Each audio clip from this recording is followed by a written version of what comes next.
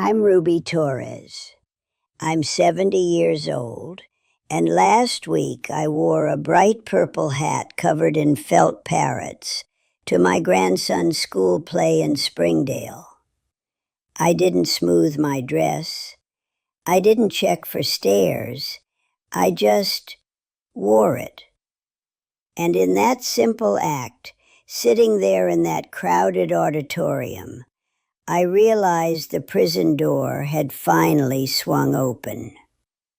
You see, for my entire life, until about 6 months ago, I made every single decision, from what I wore to a PTA meeting to where I went on vacation, through a filter of what other people might think. I was a prisoner in my own mind. I regret spending nearly 7 decades of my life as a daughter, a student, a professional, and a mother, constantly editing myself. It cost me my voice. It made me choose the safe path over the joyful one. Let me tell you what happened. It started, as these things do, in childhood, right here in Salisbury. I was the quiet, empathetic girl who just wanted the animals at the local shelter to be okay. But I learned quickly that being too sensitive or too much drew comments. A sigh from my mother if I got upset. A laugh from a classmate if I got too excited about a bird's nest. I internalized every sidelong glance. I compiled a silent handbook on how to be acceptable. And that handbook became my guide, not just as a girl, but as I built my life and career. I became a veterinarian because that empathy had a purpose. I was patient. I was diligent for my patience. But the handbook came with me. I remember clear as day being 45. I was at a veterinary conference in Baltimore. A renowned specialist gave a talk that was frankly outdated and harmful. I had the new research in my bag to counter it. My hand trembled on my notepad. I imagined the whole room turning. The whispers. Who does Ruby Torres from Springdale think she is? So I stayed silent. I sat on my hands. A younger colleague spoke up instead. She was praised for her courage. I drove back to Maryland feeling sick. I felt like a fraud in my own profession. That was the cost. My authentic voice traded for a phantom judgment, and that pattern didn't stay at work. It came home, right into the heart of my family. 2 years ago, all 17 of us, my husband Dale, our 4 kids, 11 grandkids, rented a beach house. My granddaughter Chloe, she's a spark, begged me to do the renegade dance with them for a video. They'd taught me the steps. I knew them. But I looked at my own adult children's faces. I imagined the other families on the beach watching this old woman make a fool of herself. I felt so conflicted. I laughed it off. I said, "Oh, honey, Grandma's too old for that." I made a joke of myself. The moment passed. But the light in Chloe's eyes dimmed, just a little. I saw it. I had chosen the safer path, the invisible audience, over a moment of pure, silly connection. That dimmed light stayed with me. It hurt. These moments piled up, a lifetime of them. The weight of them found me in my quietest place. The turning point wasn't dramatic. It was a Tuesday. I was 69, bird watching in the woods behind our house in Springdale. A prothonotary warbler, a bolt of sun yellow, darted past. My heart soared. It was this pure, uncomplicated joy. And then, immediately, the thought, don't gush to Dale about this again. He'll think you're boring. That was the straw. Sitting there on my folding stool, binoculars in my lap, I finally broke. I just started to cry. Quiet, heaving sobs right there in the woods. I was filtering a moment of perfect beauty. For who? For a critic who lived only in my head. Dale never minded my bird stories. My family loved me. The committee in my mind had been charging me a fee for every genuine feeling for nearly 70 years, and I was bankrupt. I was grieving for all the moments I'd handed over to ghosts. I walked back to the house, puffy-eyed, and I told Dale I was tired of my own thoughts. He just hugged me. That was it. No grand speech. But in the following weeks I made a decision. I would start consciously disobeying the handbook. I would notice the fear and do the thing anyway. Starting small. Which brings me back to the hat. I saw it in a boutique in Salisbury. It was absurd. It was wonderful. I heard the old voice. Ruby, at your age? I bought it. I wore it to the grocery store, then to book club. My heart hammered, waiting for the stares. You know what? A few people smiled. Most didn't notice. The world didn't end. It got brighter. It got brighter.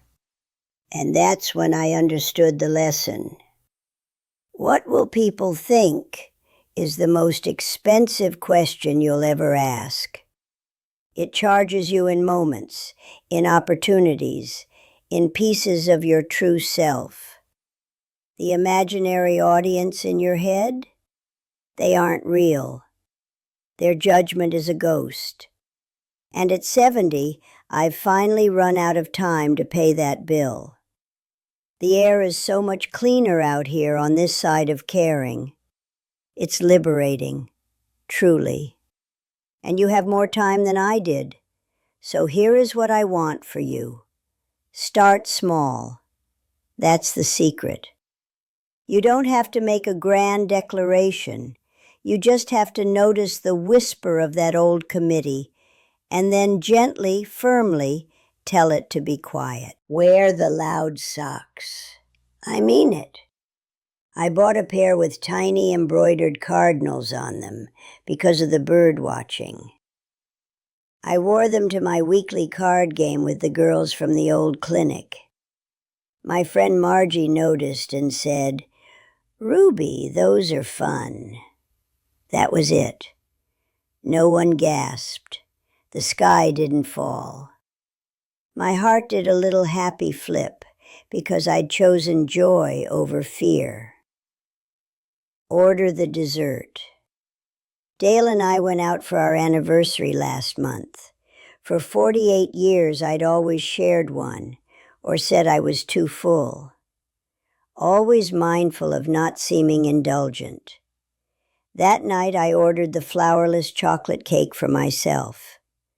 Dale looked at me, smiled that slow, easy smile of his, and said, Well, all right then. He ordered the cheesecake. We sat there, two 70-year-olds, eating our own desserts in comfortable silence. It was delicious. Sing in the car with the windows down. I was driving back from visiting my son in Annapolis, and an old Stevie Wonder song came on the radio. I loved that song. I used to sing it to my kids when they were small. The old fear tapped me on the shoulder. What if someone at the stoplight hears you? I rolled the window down and I sang, loud. I didn't sound good, but I felt a rush of pure, silly happiness. The man in the truck next to me just nodded along. He didn't care. Why had I spent a lifetime thinking he would disappoint someone's polite expectation? This was a hard one. My book club was reading a literary novel everyone was raving about. I hated it. I thought it was pretentious and cold. For weeks I wrestled with what to say. The night of the meeting, when it was my turn, my palms were sweaty. The old script was right there. Just say you appreciated the prose style. I took a breath. I said, honestly, I found it joyless. I didn't connect with a single character. There was a beat of silence. Then Susan, who'd chosen the book, laughed and said, "Thank God, I thought I was the only one." 2 others agreed. We spent the rest of the night talking about books we actually loved. I left feeling lighter. I'd shown up as myself, and the world had not ended. It had gotten more interesting. Each time you do one of these small things, you fire one member of that committee in your mind. You take back a little piece of territory that belongs to you. It's not about being reckless or rude. It's about being real. It's about asking yourself, what do I want? Before you ask, what will they think? I think about my granddaughter Chloe a lot. I called her after I bought the parrot hat. I told her I was sorry about the dance on the beach. She's 13 now, right in the thick of caring what everyone thinks. She laughed and said, "Grandma, it's okay. We can make a TikTok now." And we did.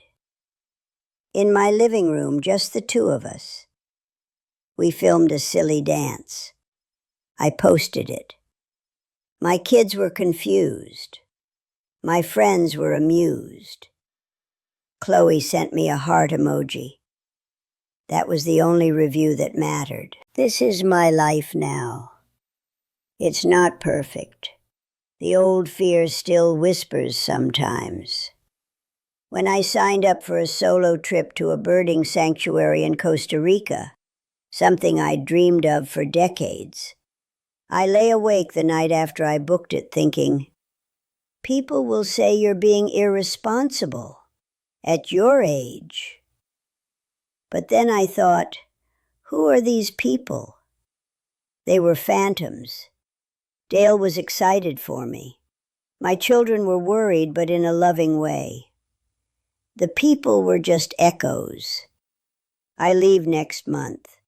Just me, my binoculars, and a suitcase I won't overpack because I'm trying to look a certain way. I'm going to see quetzals and toucans. I'm going to be exactly as excited as I am. That's the realistic hope I want to give you. You have more time than I did, but I still have time. And this freedom, this liberation, it's available to you at any age. It's a choice you make over and over in 1,000 small ways. It's choosing your own joy over a ghost's disapproval. It's realizing that the person you've been trying to protect all these years, the version of you that everyone will like, isn't even you. It's a stranger. And the real you, the one who loves parrots and bad dancing and chocolate cake, has been waiting patiently this whole time to come out and play. And the real you, the one who loves parrots and bad dancing and chocolate cake, has been waiting patiently this whole time to come out and play. But listen, getting here wasn't just a happy parade. That day in the woods when I broke down, that was just the beginning of the ache. The real pain came later in the quiet. It came when I started adding it all up. I'd sit on our back porch with Dale, watching the bird feeders, and a memory would surface. Not a big one, a tiny one, like the time maybe 15 years ago when my son Michael was in a community theater production. He had a small part, but he was so proud. After the show, they had a little reception with cheap wine and cheese cubes. I was talking to another mother, a woman I didn't know, and she asked what I did. I said, I'm a veterinarian. She said, oh, how interesting. And then she immediately launched into a story about her cat's urinary tract infection. The old me, the handbook me, listened politely. I nodded in the right places. I offered a bit of generic advice. I performed the role of kind professional vet, and I missed the entire rest of the reception. I didn't find Michael. I didn't tell him how wonderful he was. I was stuck in a conversation I didn't want to be in because I was afraid of being rude. I traded 10 minutes with my beaming son for the polite opinion of a stranger I never saw again. When that memory came back, it felt like a physical punch. I had to put my tea down. That's what the grief is. It's not one big thing. It's 1,000 small withdrawals from the account of your own life. And you only get the statement when it's almost empty. The hardest moment, though, was with Dale. It was a few weeks after my crying jag in the woods. We were playing cards at the kitchen table, just us, a quiet game of gin rummy. He laid down a winning hand and chuckled, that soft, familiar sound. And I looked at him, really looked at him, at the lines around his eyes that I knew by heart, and a question just fell out of my mouth. Dale, I said. My voice sounded strange. Have I been exhausting to live with? He put his cards down. What do you mean, Ruby? I mean, all the worrying, all the second guessing. Do you think they'll like the pot roast? Is this dress okay for the Johnsons' party? Do you think I talk too much about bird migration at dinner? I could hear the frantic, anxious hum of my own past self, and it made me sick. Was it a burden? All that noise? He was quiet for a long time. He reached over and took my hand. His hands are still so strong. I never minded the questions, Ruby. I just always wished you knew the answer didn't matter. That's what broke me, the second time. I cried again, right there at the kitchen table. Not heaving sobs this time, just a quiet, steady stream of tears, because he'd seen it. For 48 years, the man I loved had seen the prison I was in, and he'd loved me anyway, and he'd just been waiting for me to find the key. He'd been carrying that quiet wish for me, and I'd been too busy listening for the phantom critics to hear it. I'm so tired, Dale, I whispered. I'm so tired of her. I know, he said.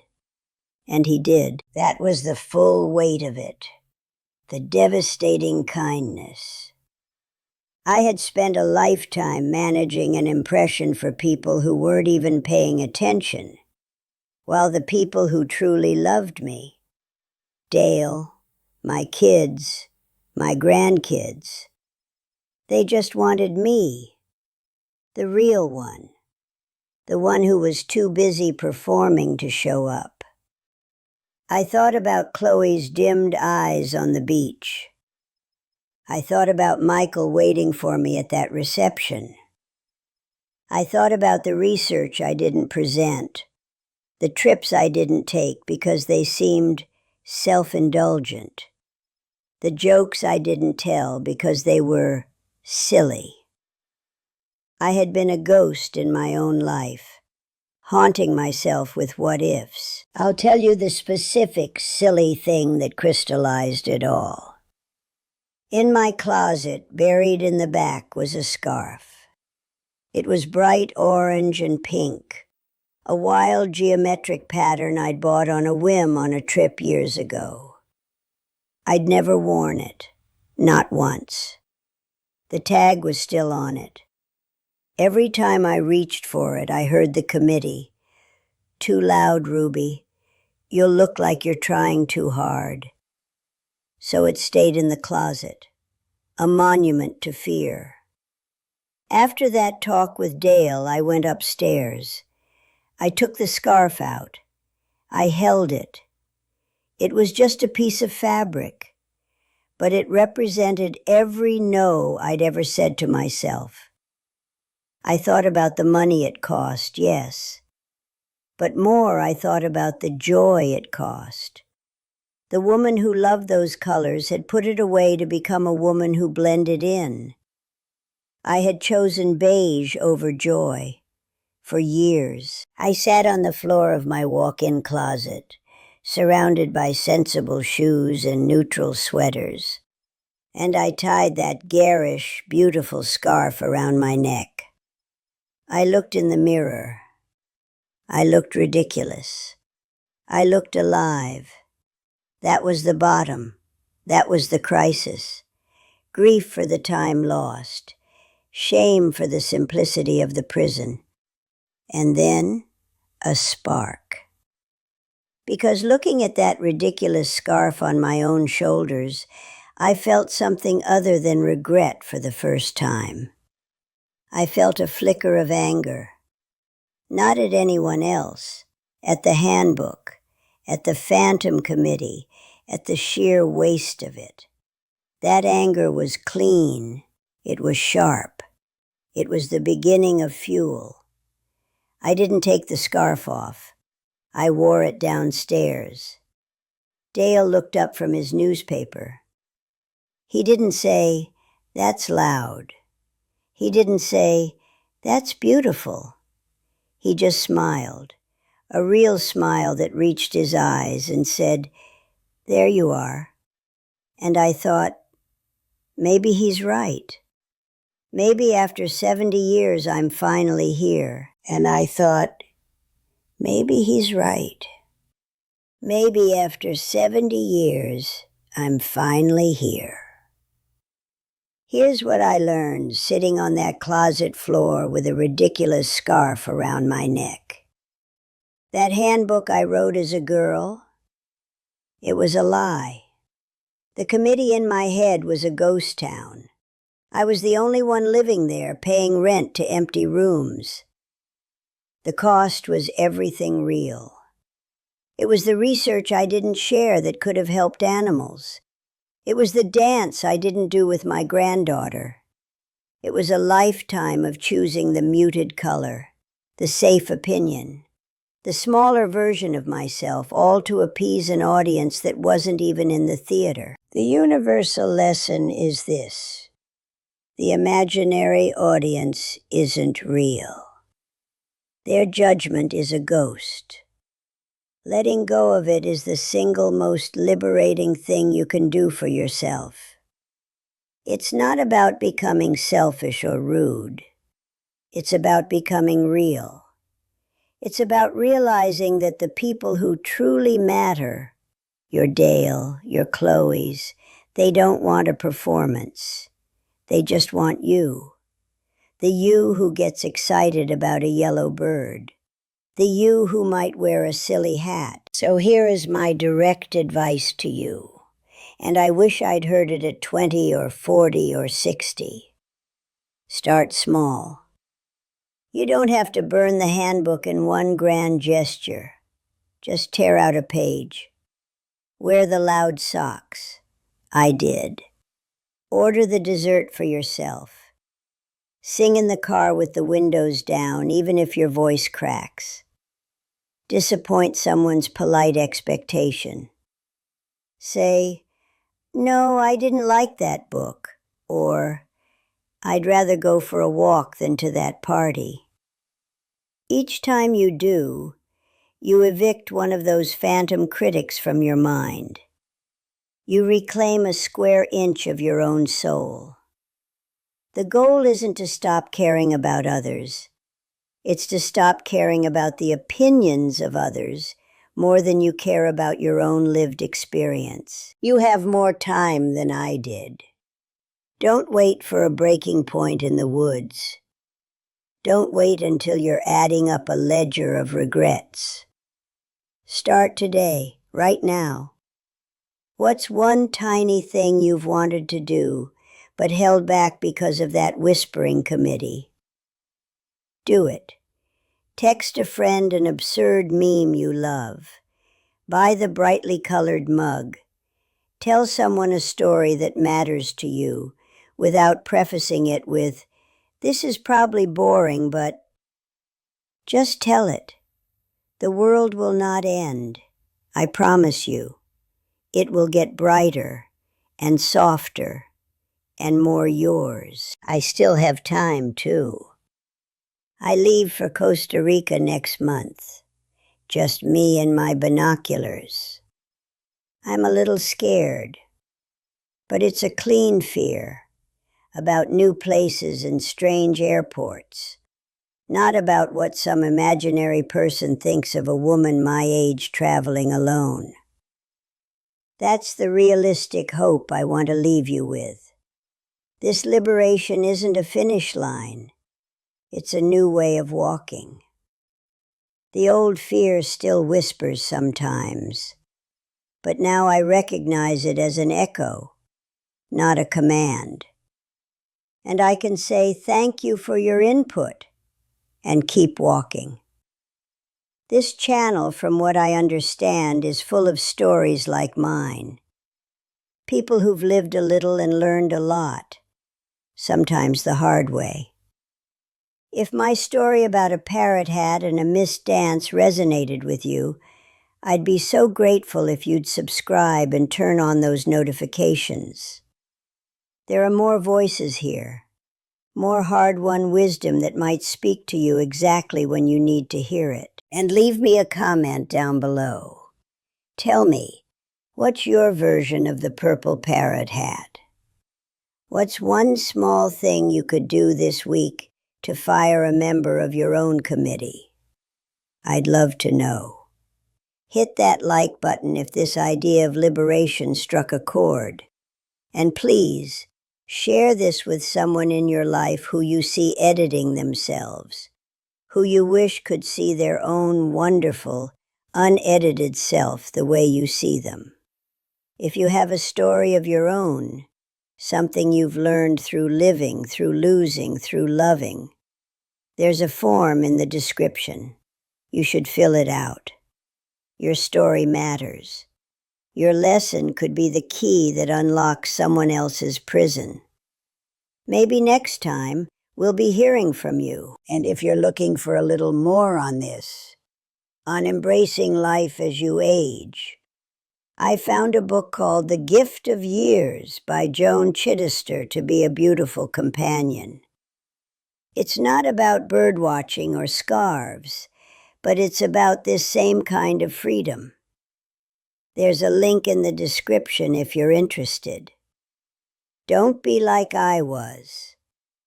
Don't spend your one precious life reading from a handbook written by ghosts. Write your own, in bright ink, with felt parrots on the cover if you want. The air is so much cleaner out here. It's liberating, truly. This is Ruby Torres from Springdale, signing off with a heart full of hope for you. Go be yourself, unedited.